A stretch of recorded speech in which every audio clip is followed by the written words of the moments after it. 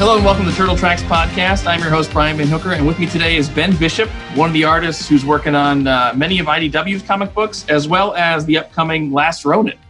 How you doing today, Ben? Good, man. How are you? Good. So what can you tell me about Last Ronin?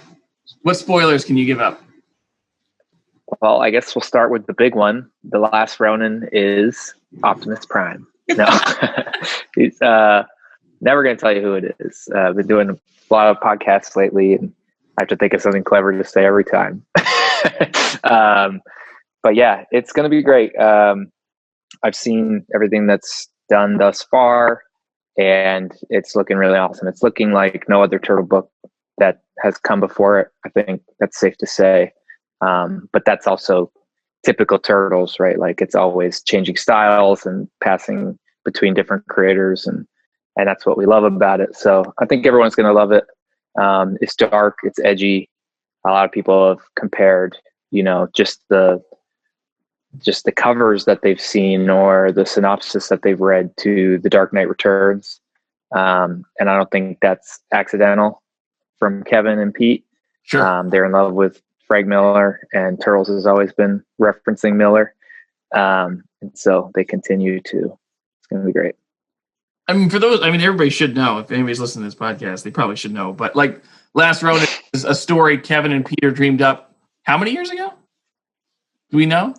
So I was 1 year old. It was 1987, and I'm not sure if it's a lot like the story we all know of how the Turtles were created, where they were just hanging out and goofing off and eating pizza and watching Bruce Lee movies. But either both of them or one of them sat down and started writing and this is all from things that I've heard, so I'm not 100% factual, but at the time, I think they had planned for it to be the last Turtle story they ever do together, which is just like has so much weight in and of itself.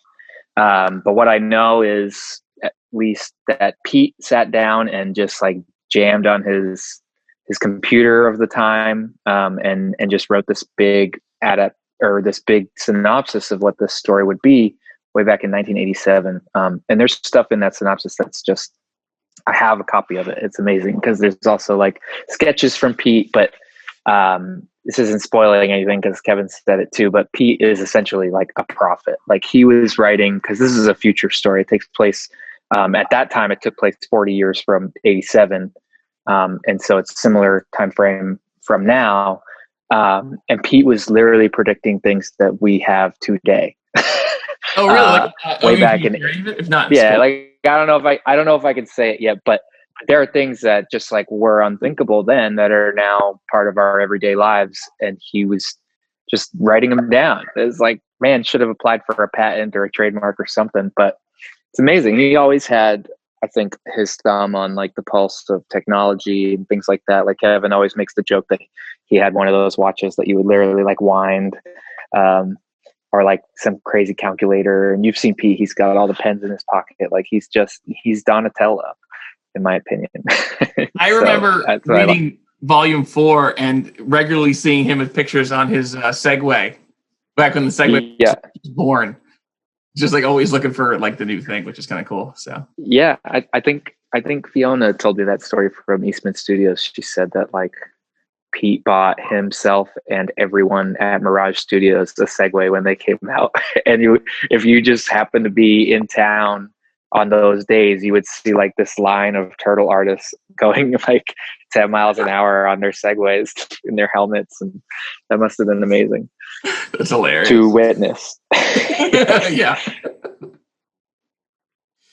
So I mean, like this is you're doing what part of Last Ronin are you doing?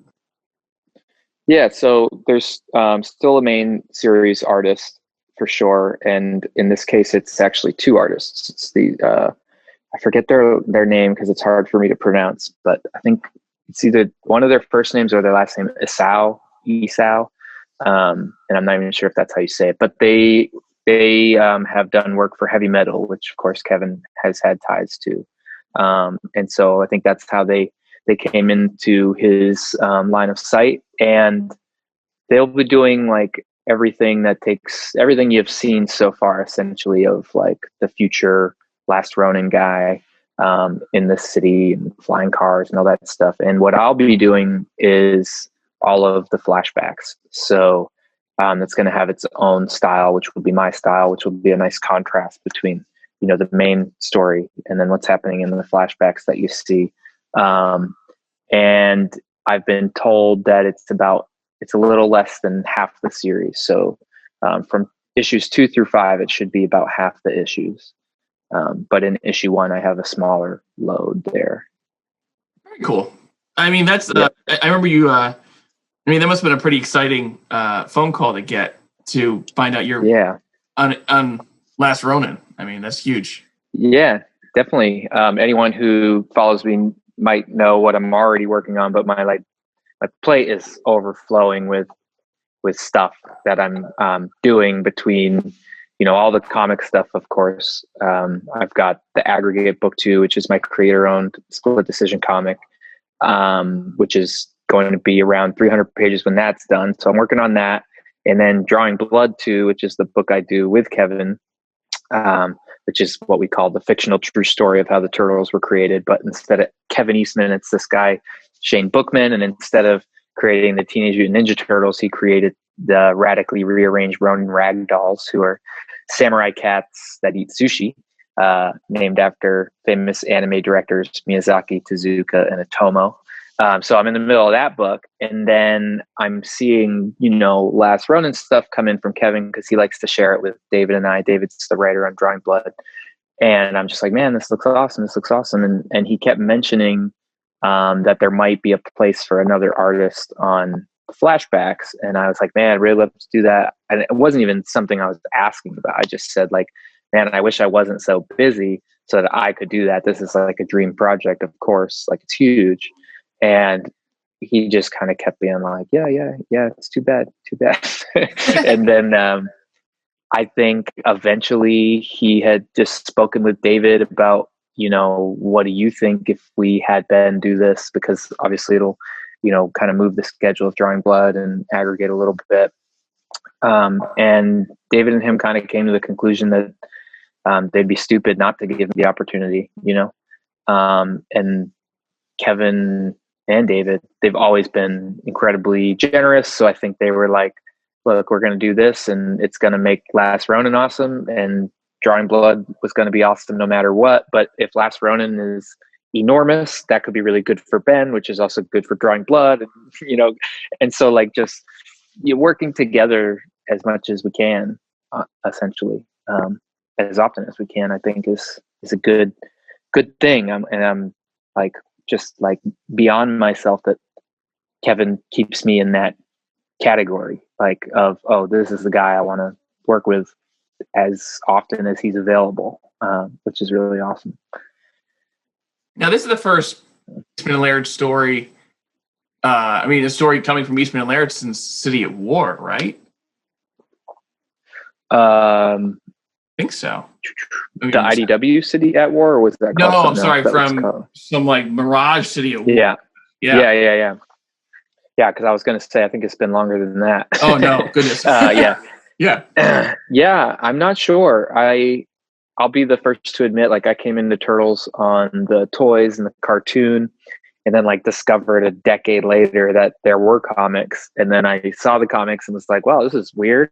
I liked it, but I was like, not really my Turtles, you know what I mean? And sure. Then it wasn't until the Nickelodeon show by Ciro that I was like, okay, Turtles is still really rad. And then it wasn't until I looked to the comics that IDW was doing stuff. I think they were already at like Dark Leo, so like volume 6 with Santa Luco. And I was like, this is the best thing I've ever seen. And so I went back, to issue 1 and did all that. So my point being, I may not be the best at knowing when the last time they worked together, but I think you might be right. I think it was a long, long time ago. For sure. Is Laird involved in this at all, or is just a story they mapped out and now it's moved? As far as I know, and this is again just me, as far as I know, I might be wrong, but it was that initial synopsis, the big document. It's like a many page document that Pete had made that was then being adapted by Tom and Kevin, because they also have to make sure it's 40 years from now, or now abouts, rather than 40 years from 87. Sure. So there's a lot that has to change in that regard, and I think early on Kevin and Pete did talk back and forth quite a bit about it. But as far as I know, that might be it. And again, it's as far as I know. They could very well still be chatting about, plot points and stuff right now. Very cool. I know we're all very excited about it. I mean, it's all the teaser artwork, and everybody's online about who the Last Ronin is, and I'm it's been really good hype. I've said it before that, like, I don't even know. I mean, I would hope it was intentional, that they knew the fans would just get so hyped if you didn't reveal who the Last Ronin was. I mean, probably intentional, but like on this end, I never heard that it was intentional. It might have just been like a byproduct, like, oh, it'd be really cool if they find out later. But it's causing so much like buzz and conversation, and like thousands of posts that are just like, who do you think it is? Or them analyzing covers that came out like 60 issues ago and thinking that it's connected somehow. This isn't Marvel. Like, not this isn't a Marvel movie. Like, I don't think they I don't think they were dropping clues back in issue 12, but maybe now everyone's gonna race and look at issue 12. Yeah. I don't really, and I told you, I really don't want to know until it hits. I do like the idea, though, and people would hate this, but this is just me. I would love the idea that we never find out who it is, and we go the entire series having that been revealed. But I'm sure there would be much more angry nerds than pleased ones like me. So I'm fine with whatever it ends up being. So I think that could be really cool too. It could be, it could be kind of like the end of Inception that just keeps people talking, and they've all got their own theories on whether he's dreaming or not. And, same kind of thing here. I've been told by many people that they wish that it was a Split Decision comic, which is the company I started for my books, where you get to, decide where they go, somewhat like an old Choose Your Own Adventure book, but in a comic. And so they were like, oh, imagine if it was a Split Decision book. And I think it is, now that you're on it. Like, that's like some of their theories. They're like, I think you're going to get to the end and you're going to have a choice, and it's going to like be one of 4 endings. And like, oh wow, okay. Man, wouldn't that be sweet too, though? Yeah. Maybe I'll just do my own, like, once the book is done and out, I'll do 3 new endings. Yeah. And then just put in a choice somewhere in the middle. Just release some like Clue, where different comic shops get different endings. Yeah. And not that I want this to happen, but as far as like theories of who the Last Ronin is, some of my favorite theories that are super interesting. And again, this doesn't mean it's not happening, because I'm going to throw different clues in every direction. But some of my favorite theories are the people who say like it's Casey wearing a turtle suit, or it's somebody wearing like a turtle suit, or it's like a hologram, or like some other. And this is actually more plausible, I think, as far as like what could hold weight. But like, maybe it's some other human character who then mutated into a turtle. Like, maybe it's not the 4 brothers at all. Who knows? But I think all that is super interesting, and all those conversations are super interesting, and they're all happening simply because the team here, essentially Bobby, Tom, and Kevin and Pete, I assume, like, decided, let's not tell everyone who it is just yet, and I think that's really smart. It's a smart move for sure. Just to kind of rewind a little bit, I mean, that's a hell of a place to come from for a guy who's, as a kid, you were a hardcore Turtles fan, right? I mean, like, there's a Facebook post of you that pops up regularly of you in your turtle sleeping bag that I think I had a same sleeping bag at that age. So. Yeah, I think everybody did. And the sheets and the pillowcases, that every time I post any of the sheets of pillowcase, I have to like field 32 comments that are like, I got that same one. It's like, I know, we all have it. Like, I know. Yeah. Of course. Thumbs up. But yeah, so I've been, literally as far back as I can remember, I remember being we're in the car on the way to the drive-in for Turtles 2, Secret of the Ooze. And my parents were always late for everything. And so we got pulled over for speeding because we were late. And me and my brother in the back, like completely freaking out because now we're going to be even more late. And the cop is like, okay, do you have any idea why I pulled you over? And my dad's like, yeah, we were speeding. And he's like, well, why were you speeding? And he just like points to us in the back and he's like, we're trying to go see Turtles 2. And we were just like sweating and our eyes bulging out. And the cop is just like, go. And he let us go. That's awesome. It was amazing. So like, my point is, yes, I've always been obsessed. I can't remember a start age. So it's probably as long as I can remember. Same here. Yeah. And yeah, I've got these photos. I've got a couple. I've got a lot of old drawings, which is cool. But it's what I've always been interested in. Not just like Turtles as like what everyone loves about it, which is the characters and the way they look and the comics and the stories, but even like from a young age, I was, and not like my youngest age, but maybe around like 11 and up, I started thinking about like what it all was. And the fact that was like something that these people made and now it's enormous. Like, and that's what it inspired me in all of those ways, in self-publishing and starting my own companies and creating my own characters and making those books or pitching them as cartoons or pitching them as shows or whatever it was. Like, you couldn't find a better example for like, hey, we had an idea and it went well and we made it than Pete and Kevin. And it was because they were literally just self-publishing their comic book, which so many people do, but for whatever reasons, this one just like exploded. And so I looked at that as like the possibility of like this giant, mega franchise and what that means. And it's not just dollar signs and stuff. It means that like little kids are wearing the underwear, sleeping in the sleeping bags, and it's changing their whole life. And it's inspiring them in some way, like whether it's, character and comic based, or whether it's just like the ability that you can create something from nothing and it'll just explode. I have the comic that I created when I was 11 years old, and there's only ever been one copy of it for 23 years now. And it's just like, that's pretty cool. And then a character in that comic book, I got into a Savage Dragon story a couple years ago that Eric Larson wrote. So I was obsessed with Savage Dragon. I took this character Switchblade from my first comic, essentially. It was like 8 pages all stapled together. And I told Eric about him because Savage Dragon's actually a character that Eric created as a little kid. And I said, can we do a story about like Switchblade versus like evil future Savage Dragon? And we did it. And it's in Savage Dragon 255. So like that idea of creating something from nothing as a kid and like having it work and be well received and people want to see more of it is just like so exciting for me.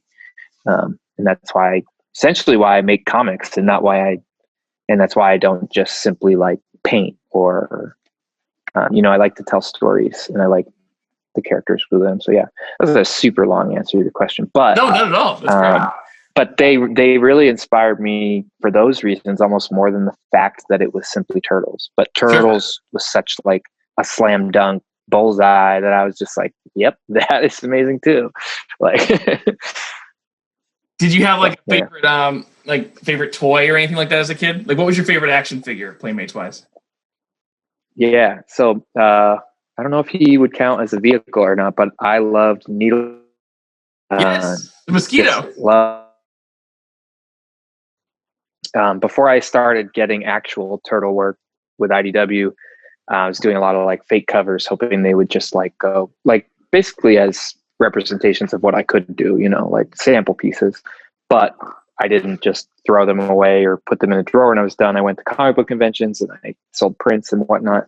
But I was also writing this story called TMN10, which is the crossover of TMNT and Ben 10. And it was, at the time, IDW held the rights for both. And so it was like the only place that it could happen was in a comic, because otherwise it was Nickelodeon and Cartoon Network. But in a comic, they had the rights to both. And I was like, oh, this is the perfect matchup. It's like the biggest franchise of all time. And then the second biggest franchise of all time, which was Ben 10. and like obviously inspired by, I'm going off on another huge tangent, but I like it. So you've got like the party wagon and the rust bucket. You've got Splinter and Grandpa Max. You've got Gwen and Kevin. You've got April and Casey. And you've got the DNA aliens, which have like brains for heads. And then you've got the Krang, and they're all like a hive mind. It's just like again and again and again. I was like the perfect crossover. So I wrote 6 issues of this thing. And my favorite part about those 6 issues are the fact that I put Needle Nose in it, and I gave him a human form before he changes, and a whole backstory of like what happens to him and why.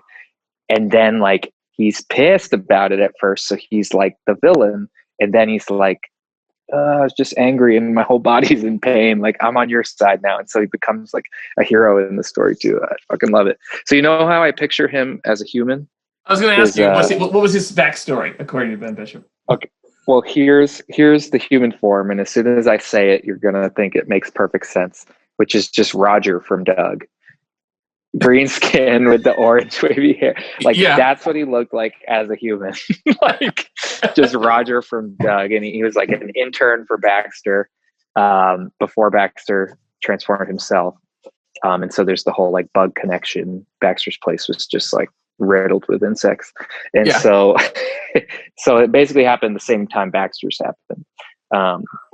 But he, you know, becomes wise to the fact that, you know, Baxter was kind of planning that, and it was meant to test the mutagen and whatnot, and so he gets pissed off and joins the Turtles and Ben 10. But I've got the main villain in that story I like will never ever tell until it's out, but I'm so happy with that story. I gotta do it one day. So anyway, I was pitching that to IDW, and they kept just being like, yeah, maybe. And now they don't have Ben 10 anymore, so I'm just sitting on it. I might do it one day when I have unlimited free time and don't need money, but whenever that day comes, right?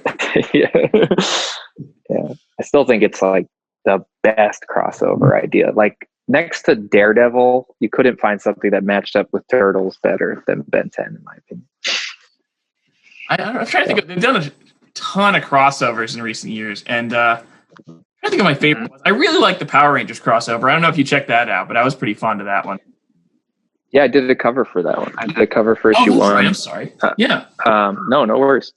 And I thought that was genius as well, because Power Rangers kind of like came from the fact that Ninja Turtles was around. They were trying to compete with that. That's why you have Teenage Mutant Ninja Turtles, Mighty Morphin Power Rangers. Like, that's not an accident. And so, and like karate and ninjas and stuff, it was all and awesome. Color coded. Yes, color coded. So the fact that they're kind of like acknowledging that finally by doing this crossover was really cool. But the art was like, it was like unreal. Simone DeMeo,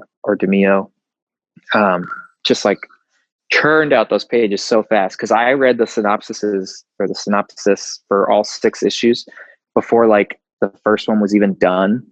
And by the time I like finished my cover for issue 1, he was on to like issue 5. Like, he's a freaking madman. It was so good. And I was reading, it's come out now, so I hope I can talk about it, but I was reading what they were going to do. Like, Rita was going to make Bebop and Rocksteady grow. And I was like, awesome. That's genius. And then there was going to be like a Turtle Zord. And I was like, oh my God, people are going to lose their minds.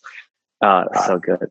They hit all the kind of like awesome nerd points. Like some of the crossovers they've done have been good, but like, you know, like when they did Batman and Turtles, like the thing you want to get out of it is you want to see the Rogues Gallery mutated. Like that's, and they did that, Batman and Turtles. And like with Power Rangers, for me, like every single point you want them to hit, which is Turtles in the Power Ranger costumes, Turtles, some sort of Turtle Megazord, giant of Rocksteady. Like I remember on the eve, like it didn't even occur to me while I was reading it until I got to about issue 3, and I'd be like, you know, it'd be really cool if they just made Bebop and Rocksteady the giant creatures that stop. Yeah. And then they did it, and I was like, "Oh my God!" Like it was just rewards every sort of nerd desire in a great way. Yeah, it was genius. I mean, I love the Batman Turtles stuff, but that was announced like when I was pitching that Ben 10 thing, which I think is like a perfect reflection. And I was just like Batman, like what? Like there's really no reflections in there, like in their big reaches. Like, and I was like, all right. I bet they're going to do what they always do, where it's just like every Jeff Loeb book where it's just like 1,000 villains, every single character, because they're just like, people want to see, the Hammerhead guy and the Clay guy. Like I just like, yeah. And they did it. They did that very thing. And I was like, nah, I don't really care. It was all brilliantly done, brilliantly written. Like you can't throw shade at James Tinian at all. And Freddie Williams is an insane artist. But the story itself, like, I was like, I don't know. I was coming out from a negative because I wanted them to do Ben 10. Sure. But yeah, it came out fine. But I still haven't seen the animated movie, but I hear all good things. I really like the animated movie. I went into it a little bit sure, just because like I don't know, I'm not into the DC animated movies as much. I just don't dig them as much. But the animated movie, I was really surprised by. I really liked it. Yeah. I wanted to say, I'll ask you. So how did you, after being a huge Turtle fan as a kid, how did you get into comics? Like, when did you first get published? How did you get started? Yeah. So, I've been drawing forever. Wrote to Marvel when I was 11 years old. I tell a little bit of this story every podcast, so I'm sorry if you've heard it before. But they said you're not old enough and you're not good enough. But they said keep sharpening your skills and call us when you get older. And so, I mean, I probably would have anyway, but I just drew every single day. I started making up my own comics and characters, like I mentioned, in 1997 when I was 11 years old or so.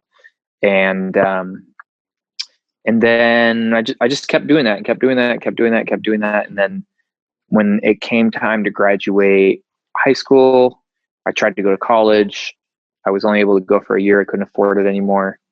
And so then I was really like, oh, what the hell? Like I couldn't just get a job at 11. Okay, plan A. Plan B, I couldn't call them when I got out of high school because even though he said to do that, it was just kind of like encouragement.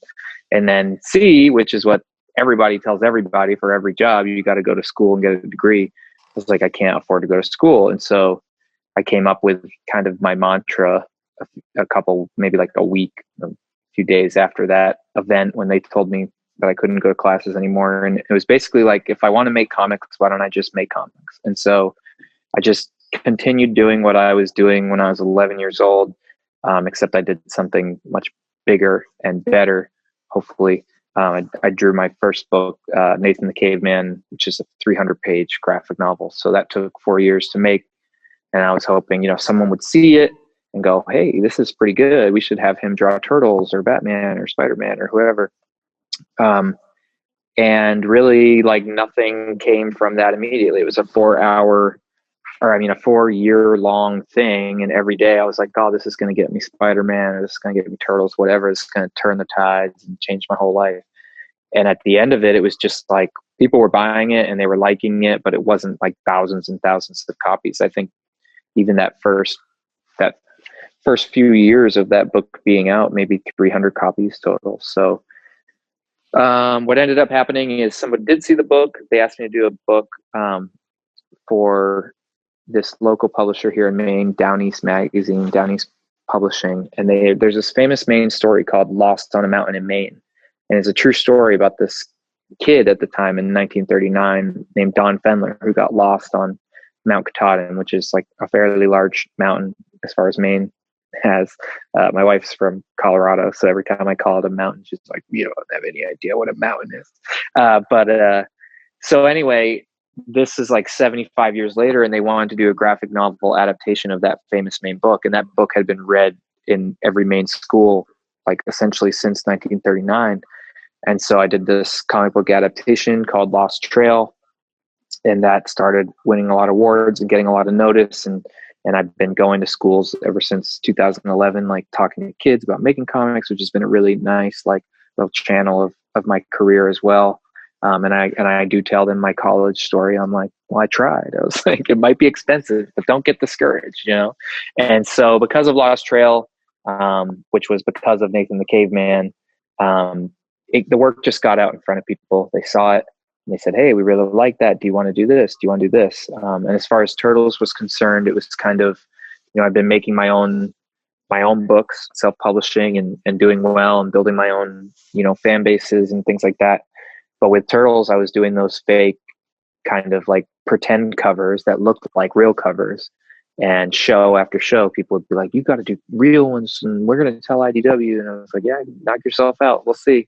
Maybe." And finally, it was like Ben Templesmith saw some of my fake covers there, my prints, and he's a good friend of mine. From a few years at shows together and whatnot. And he's like, "Oh, you're doing Turtles now, huh?" So I like even duped him, and he's like, "You're doing Turtles now, huh?" And I said, No, these are all just fake. Like they won't actually give me a real one." And he was like, "Are you kidding me?" And then like 2 hours later, I had an email from Chris Ryle, who was top of IDW at the time. And he was like, "Hey, Templesmith tells me you'd like to draw a turtle cover." He's like, "Let's do it." And I was like, "Are you kidding me?" And so that was my first cover, which was issue 55. They're jumping out of the manhole, sewer manhole. And then it just kind of, just like the other books snowballed just from things being out there. Everything kind of snowballed. I had a lot of new fans that, really respected what I was doing and considered me one of the turtle guys. As soon as you start doing turtle stuff, you're like one of the turtle artists, and the artists treat you the exact same way. I was having, dinner after conventions with Mateus Sanluco, Michael Dylan and Corey Smith, and all these guys that like, I just like love their work. And then of course meeting all the classic guys, Steve Levine, Eric Talbot. I did a signing with Peter Laird and Jim Lawson and Steve Levine and Eric Talbot. And then I actually met Kevin last. Met Kevin. Steve introduced me to Kevin after Rhode Island Comic Con at the PF Chang's there in the mall. And we ended up just drawing turtle head sketches for the waitresses on receipts and things like that. And it was a ton of fun. And then later that led to Kevin randomly emailing me about 5 months later going, "Hey, Ben, I got the aggregate. Looks awesome. It's like, you want to do a book with me?" And I was like, "Are you kidding me?" And so then we start chatting, and so everything just leads to everything essentially. Like if you say you're a writer and you don't have anything that you've written and at least printed and distributed yourself, like you're not a writer yet. Like, so it goes back to my little tiny bit of wisdom that I had when I got kicked out of school, which was just like, if I want to make comics, why don't I just make comics? Like it's that simple. So make them, get them out there. It's Field of Dreams, man. It's like, if you build it, they will come. So I truly believe in that. I say, set goals, get goals. And so it's like, when my plate is clear, I think I'm setting a goal to just draw some Spider-Man finally for my 11-year-old self. And so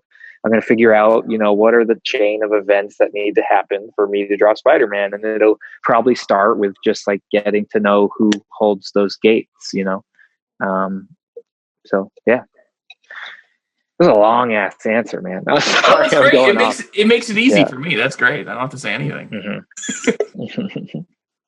What was it like first time you met Peter? What was I met him once at a convention, and I think frightened him. But I'm curious, what was it like meeting Peter? I think everybody feels like they frightened Peter, but yeah, no. So what happened? The very first time, I've done 2 shellback signings with him, and I think I've been around him maybe 2 or 3 other times. But so Steve Levine used to own this shop in Wells, Maine called Shellback Artworks, and it was a lot of like he was like, "Oh, I got all this turtle stuff. I might as well like sell it, and if I'm here selling it like in a little store, I could work here too." And so he did his work while he was there, but he had an upstairs area where he would actually teach classes and things like that. So he held a couple signings. The first one was like a free comic book day, or not the first one, the first one that I went to. And then the second one was a shellback closing when they closed up, because he was like, "I'm actually not getting that much work done here because people are in here all the time and want to talk to me about turtles." And he's like, "I have to keep looking up." So anyway, when I first met Pete was at that first of those 2. And I was in there. I was waiting for him to get there. I was excited to meet him. I was wearing a Leonardo shirt, that image of him leaning against the tree in the first movie. And I was like, "Oh, this is going to be the best. This is going to be the best." And so I saw him get there, and I opened the door for him. And there's like a video of it because someone else was excited too that I was going to meet him. And so they took a little video of it, and I basically opened the door for Pete. He doesn't look at me at all and just is like, thanks.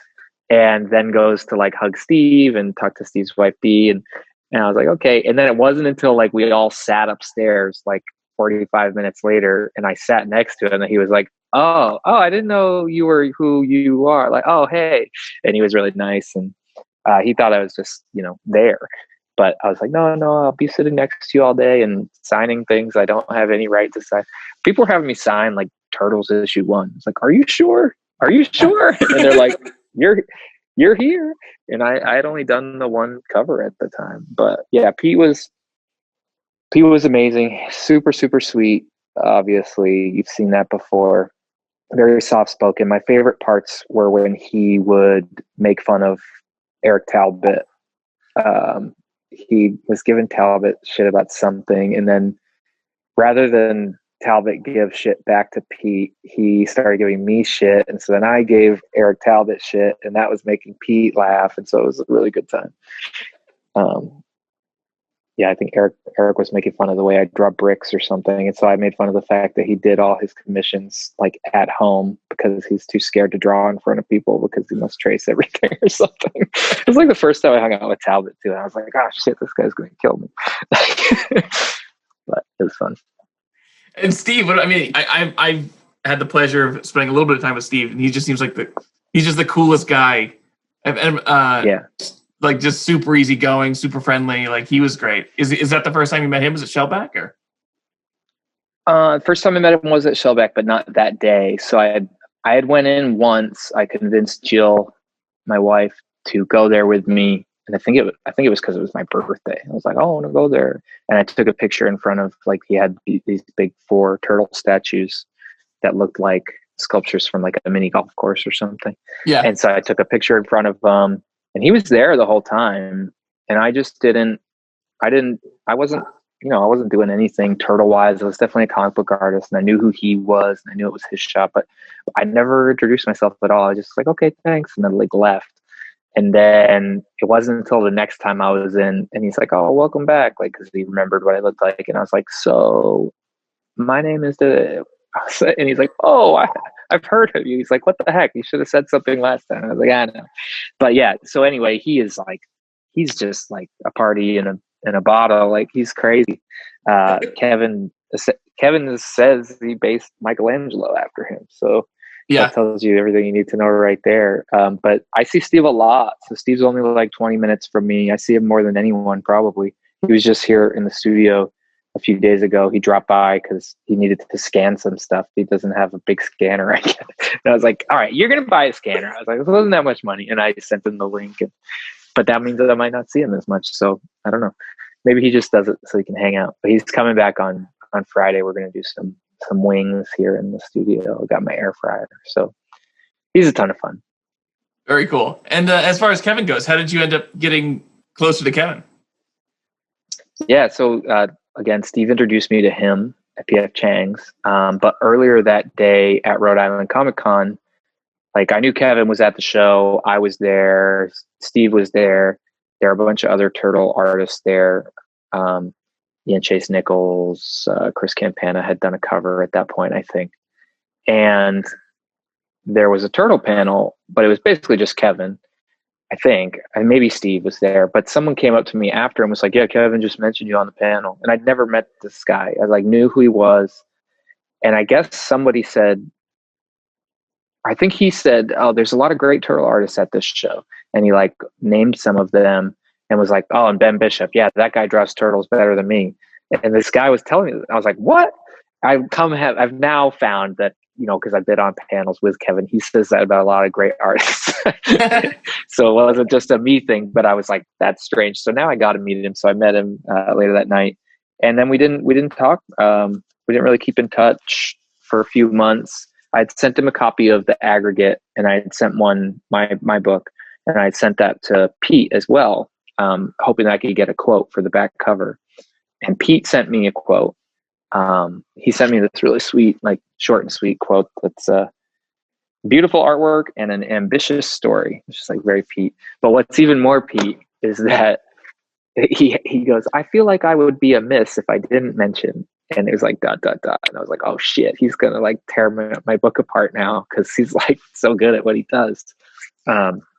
And he just was critiquing the way I was spelling certain things, like certain things that are still acceptable spellings now but haven't always been, like all right. I had a lot of all right in my book, which, you know, it's perfectly all right to spell all right ALRIGHT, but Pete was very adamant that it should be 2 words, ALL, right? And so I was like, man, I'm so I don't like critiques ever. Like, I don't want it, especially when something's already done. It's like, what am I going to do about it? Okay, you're just making me feel bad. But I kind of had a little bit of that, but then more of the fact that like this guy knows what he's talking about. He's smart. Like, I should probably change that. And then I was like, well, I wonder how many there really are. It's in like the first word balloon of the book, or like the first page. Like, so then I was like, did he just read one freaking page and then like write me an email? So I don't know, but it was. But it's like one of those words that you found that you like. I use this word. Like, I figured out, because I write for a magazine and I've written a bunch of other stuff. I realized I use the word just like maybe more than any other word. Did you find that it was just used way too much? Like, all right is just in every page, or no? Yeah, it's literally, so page 1, I'm on video right now, so I'll show you, but page 1, there's only 2 word balloons at the bottom of that page. One of them is Val, ? And then the second one is you all right. And so it was literally page 1, balloon number 2. I think I do use that a lot as far as words go. I think I use a lot as well, like especially even in my in the dialogue I'm writing, because comics are a lot about, you know, writing dialogue for characters. I'll find that often that I'll because I write a lot of them similarly to how I would talk, you know. So like comma, but, you know, and then the rest of the sentence, when it could have just been that sentence without the but or something, you know. Yeah. So I'll look back at that every now and then. See, yeah. You only realize that in the revision stage when your script is too long. You're like, shit, I'm using this word 10 times. Yeah. So. Right. So he got me that quote. And then the fact that Kevin never got me a quote was what got us connected for Drawing Blood. So he had the aggregate, and he's just like busy, like 1,000 projects at once, always. He's still like that. And the book was there, and he knew he had to get a quote. Felt bad that he didn't get me one. He writes me this email. It's like, hey, Ben, I got your book, The Aggregate. It's like, sorry, I didn't get you a quote yet. The email is actually printed in the back of Drawing Blood if anyone has it. But I have like a little screenshot from the phone. It was a great day. It's like, sorry, I haven't gotten you a quote yet. Will do. Been traveling the planet. Let me cut to the chase. I have a project, a big one I think you'd be perfect for. What are you working on now? And what is your availability for the next year? This is my direct email, and my direct cell number is blank, blank, blank. Let's talk soon. Best. And so there was actually one more line in that email that I took out before we printed it in Drawing Blood, which was like, I got the aggregate. It's fucking awesome. I was like, yeah. I was like, there's my back cover quote, right? So I still don't have an official quote. I think he gave me one for book 2, and it's like,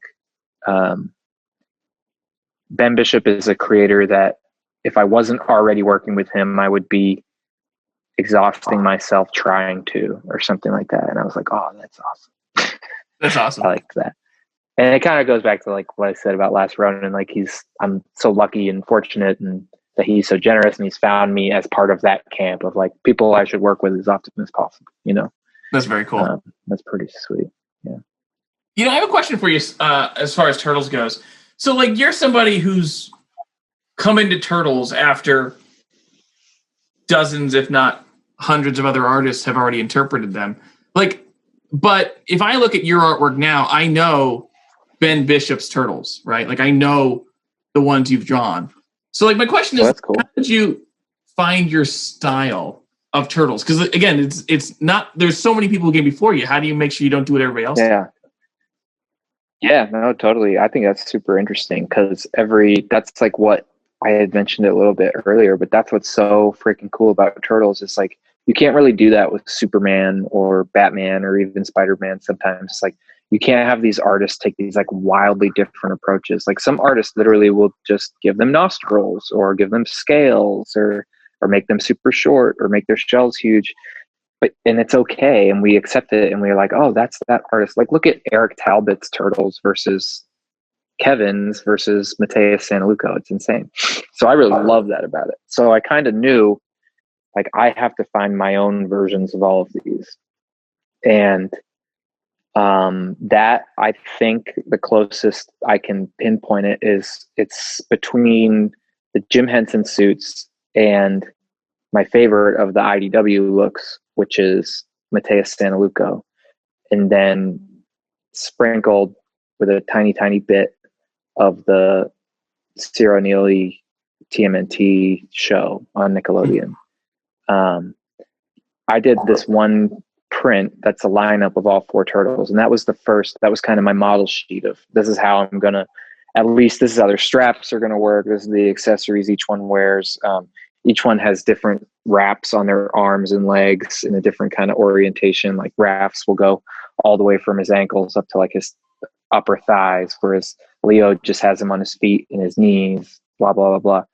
But on that model sheet is when I like made all my choices, and they're all in reference to everything that came before. So Mikey, I always draw with the big like 3-pad elbow pads and knee pads, which is like the Henson movie. And I also give him a little pin on his belt with an M on it, but it's like super subtle, but that's like a nod to the cartoon.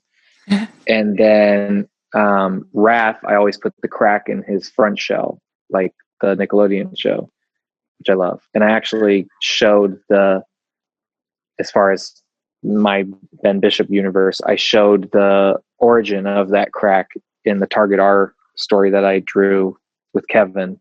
And so there's a point where he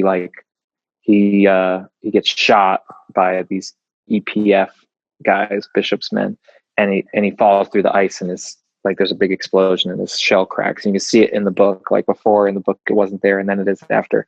But it's really a nod to the Nickelodeon show. And then I think with Donnie, I kind of gave him my spin, which was, I mean, his straps work the same way as the Nickelodeon show, but I always give him a purple screwdriver. I just thought it was cool, like a flathead, like the one he probably would use least ever. And but I thought it was cool. And with Leo is as Henson as it gets, without the knee and elbow pads, but just like his demeanor and his face and his attitude. Nothing comes closer than like the voice of the first Turtle movie and the look of Leo in the first Turtle movie. It's just so good. It's perfect. I think that Jason Biggs, that's his name, right, from the Nick show, he did a really, really good job of having that kind of like everyman Captain America kind of voice. Oh, yeah. That was awesome. Really like that. Did you draw the turtles? Like, you've been drawing the turtles since you were a kid, right? Did you make a conscious choice? Like, I have to draw them differently now to make sure I don't draw them like everybody else? Yeah. So my older turtle stuff, my very first one I ever drew, I've posted on Facebook a few times. It's like a MS Paint digital drawing, just crazy. That at least that's the first one I remember or still have. But that one was very Mirage too. Like, it has like the top head and then the big wide cheeks and like the infinity kind of 8 for a mouth, where it's like nothing in the middle but 2 side growls. But then throughout middle school and high school, I would draw them again, but they never looked the same way anytime I drew them. It's kind of how I'm drawing Batman now. If you skulk on my Instagram, every single Batman I've drawn is very different. Sometimes I make them look more like Michael Keaton with like these crazy thin lips, or like bigger and grittier like a Frank Miller Batman, but I haven't found like my Batman yet. I don't know how I would do him if given the opportunity. And so with the turtles, it was every single time I drew them, I was trying something different, like bigger hands, smaller hands, whatever, different pointy beaks, lots of wraps, lots of accessories, whatever. But it wasn't until like I got serious about, I'm going to get a cover at least, that I started finding my style. And that's when I did that lineup. And I've kind of just stuck to that since. It's interesting though to watch certain people like Mateus Santaluco, like where his turtles started in Secret History of the Foot and where they are now. They changed a lot. Because they're they're much more like round and smooth and kind of cute. But they can be gritty and mean when they need to be. But I always love the Secret History of the Foot turtles that he drew. I think that's my favorite version of all of the IDW stuff. He probably looks at it and he's like, "Oh, could do so much better now." Like, but they're so cool. Yeah, with his style, you'll see a marked change between, and it's gradual. Yeah. Never like, oh, now they're different. It's super gradual. It's softened over the last several years. So. Yeah, and I'm not sure why. And he showed me other drawings. He's done some drawings where they look like straight up real live turtles, but just like standing up. I don't know if he posted those, but they're like super, super realistic. And he was like pitching this story to IDW. And I was like, that needs to happen. They look so cool. So he's kind of just like finding what he thinks is interesting, I would imagine. I don't think the cutesy transition happened because of any other reason other than he thought it looked good and wanted to try it. I don't think it was like, oh, well, I got to draw them faster, or, you know, people like Sophie Campbell's turtles so much, I got to make them like that. Like, I think he was just like, this will be fun. I want to do them this way, which I think is really cool. You know, I wanted to ask you before I let you go about Target R, which is just, people should have read this by now, but I mean, it's the macro series. Hopefully. For Raphael, and it's an awesome story. It's basically Raphael meets Weapon X, which is fantastic. Yeah, absolutely. Yeah. So, what do you want to know about it? How did you find out you were getting that one? Because that was your first. I mean, I know you'd done artwork before then, but that was the first kind of big one. Am I wrong? No, you're right. Yeah. So I hadn't done any turtle interiors officially. A lot of covers and things like that. But this was going to be the first time they would let me on the inside of the books, which I was like, hell yeah. And it came about similarly to how Last Ronin came out. It came about Kevin and I were working on drawing blood together, which is like a great way for me to prove myself and show them how fast I am and show them the way I think about laying out a page, yada, yada. And this was the second time I hung out with him in person, the first time being the PF Chang's thing. And like several months later, we were at San Diego Comic-Con announcing Drawing Blood on a panel at San Diego Comic-Con. I was like, are you kidding me? And then the last night of that show, so Sunday night, it's like, why don't you just come back? Why don't you just come back to our place? And so I actually spent the night over at his place with Courtney and Shane and Kevin. And Kevin and I stayed up really late in his garage, which is just bins and bins of toys and comics and all this stuff. And we're having a couple beers and we're staying up really late. And like, to me, it was the epitome of like that scene you've seen in 1,000 movies where like the wife comes down. She's like, are you coming to bed? And he's like, 10 more minutes, hon. Like, we did that like for hours.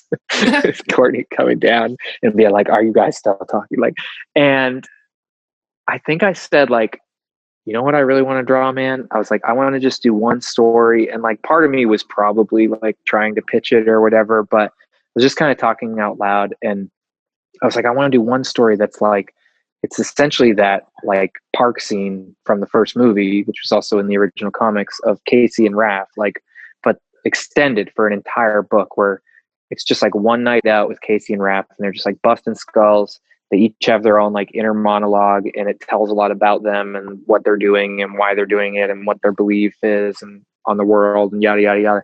But it would be like, they don't say much to each other than like, you know, giving each other crap like they always do, which is just like male insecurity, because they truly just are in love with each other.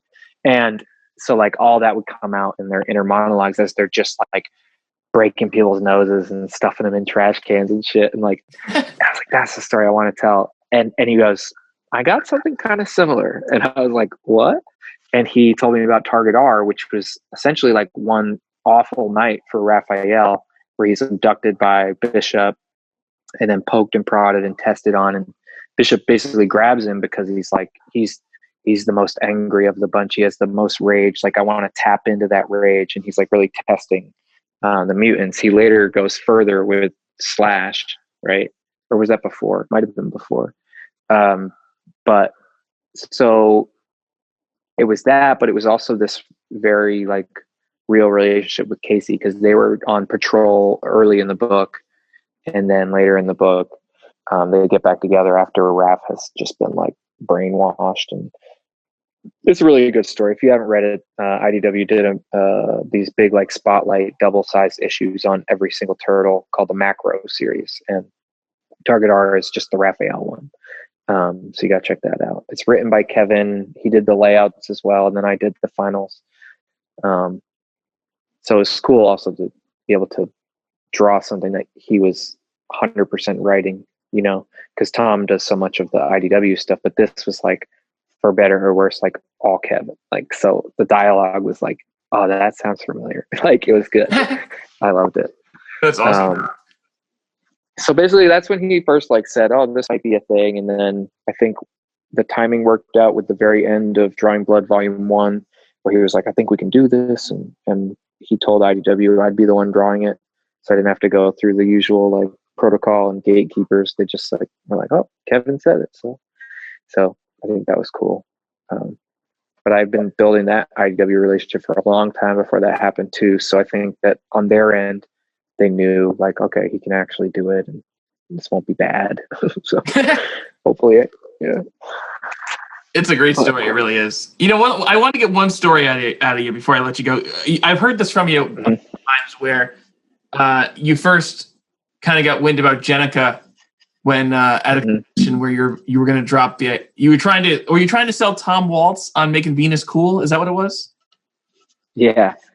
So this was actually North Carolina Comic Con. I was on a panel with Kevin and Tom, and we weren't supposed to, but Kevin does this, and he announced Target R. So it happened to also be the panel where Kevin announced that I was on this big book that I've been waiting to tell everyone about. So I had a lot of people there that I knew that were super psyched for me. And so that was really amazing. But another question was like, what character would you bring into the IDW universe if you could bring in any character or something?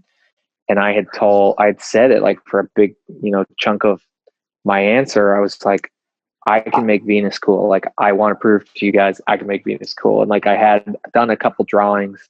Like, there's nothing wrong with the fact that she's a female turtle. Like, what's wrong with her was that show was terrible. Yeah. I don't think she should have been sky blue, and it didn't need to be braided. She didn't need boobs. And was she related to them? Because it was creepy. They were like ogling her and stuff. And so like all of those were like the issues with Venus, not the fact that there's a female turtle. Like, that can be done well. And then, in true non-spoilery fashion, Tom said like, I'm working on something like that or something. And I was like, oh great, it's gonna do Venus without me now. Just like they did like Batman crossover instead of Ben 10. And then I found out it was Jenica, and I was like, oh, I see what you did there. So they've been working on that since issue 50. So we were long past that when we did that panel. So let me ask you, what would have been your Venus? Like, did you have a story in mind? You're just like, oh, I could do it and not have it be.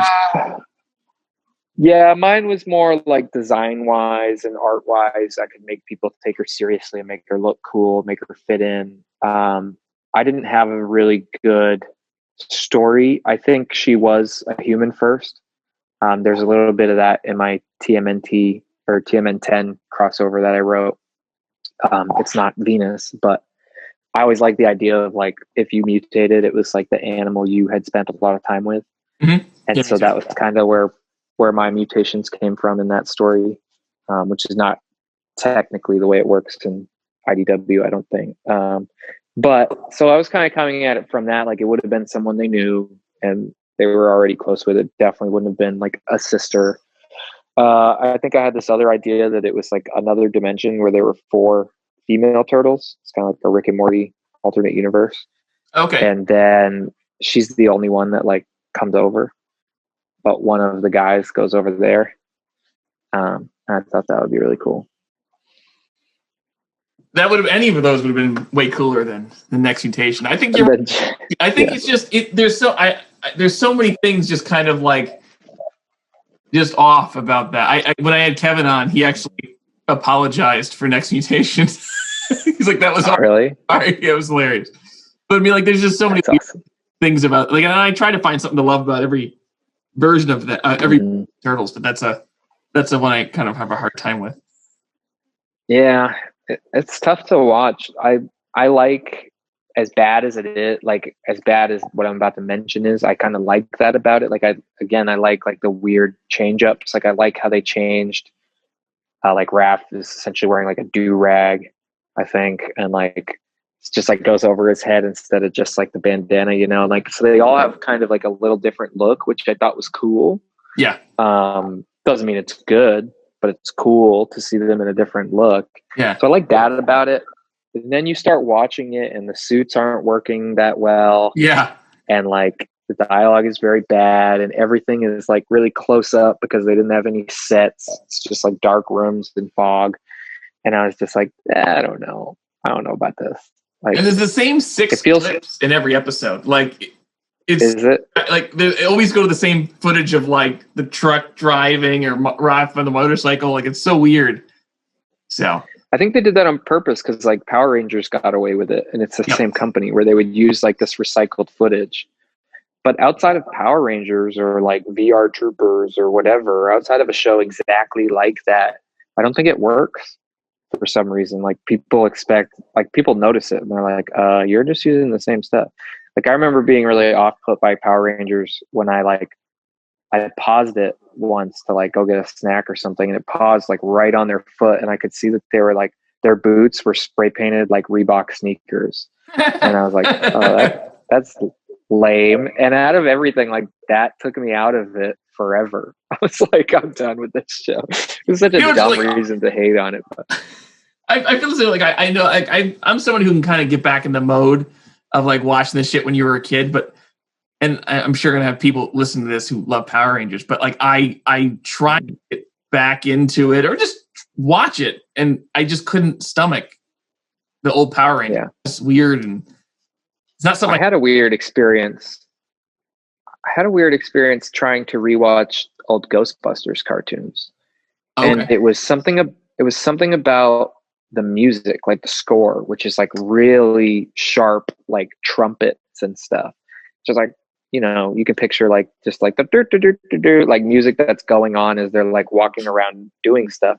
But it was so like high pitched and the treble was way up. There was no bass to it whatsoever that I was getting like stomach aches. It was like affecting me like physically. Like and I don't know if it was like this recall like weird memory thing where like the last time I watched that show I was like had the flu or something. I don't know, but I had to turn it off. I was like, oh, this is affecting me like in my tummy. I didn't get it. And some of the episodes of the Turtles were doing the same thing, like this high pitched kind of score or like jarry animation where it was like not great, you know, at times. And something about that was just like unsettling. And I was like, ugh. Turtles kind of falls off. Those first few, you're just like, holy crap, like this animation's amazing. Then it gets worse and worse and worse as it goes on, but I still love it forever. What I find though is like I regularly still watch the old cartoon, and like while animation is wildly inconsistent, like the thing that gets me is the joke writing is really funny. Like there's constantly mention of like exposition or we've got to fill in the audience. Like I'm my kid now, and every time they mention like, oh well, we've got to beat the bad guys by the end of the episode, she thinks it's hysterical. Like I love that that part of the writing is still really funny, even though like the plots are often the same and the animation is wildly inconsistent.